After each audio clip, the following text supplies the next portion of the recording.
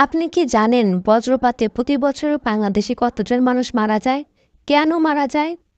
আর কিভাবেই বা বাঁচবো আমরা এই বজ্রপাত থেকে? এসব কিছু সম্পর্কে জানতে পারবো আজকের এই ভিডিও থেকে।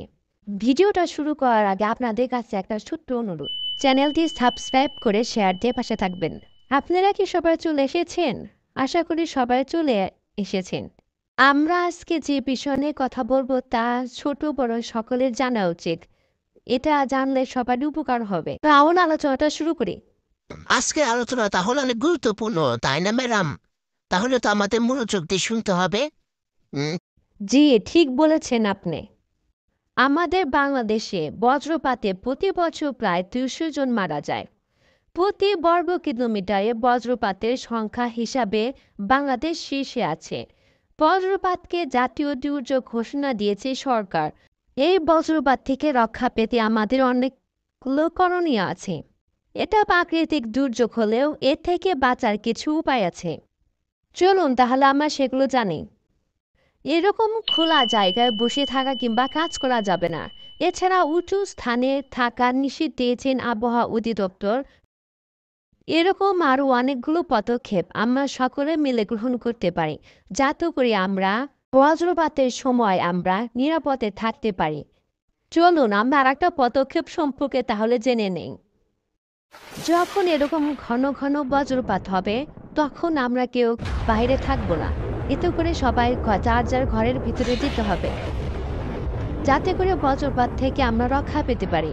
বজ্রপাতের সময় ঘরের জানালা এবং দরজা দুটি বন্ধ করে থাকতে হবে। আবহাওয়াবিদ কোনে কথা বলেছেন, সকলে একটু মনোযোগ দিয়ে শুনেন।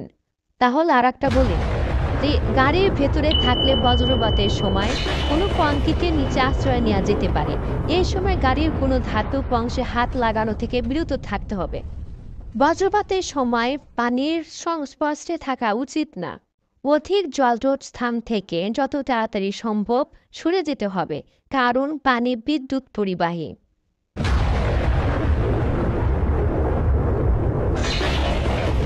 বিদ্যুৎ চমকানোর সময় কয়েকজন একসাথে জড়ো হয়ে থাকা যাবে না।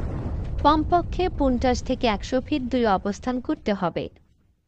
আমাদের সবাইকে বাসার ফ্রিজ, এসি, ফ্যান এসব ইলেকট্রিক যন্ত্রপাতি ছাড়াও আরও যে সকল ইলেকট্রিক যন্ত্রপাতি আছে এগুলো সংযোগ বিচ্ছিন্ন রাখতে হবে।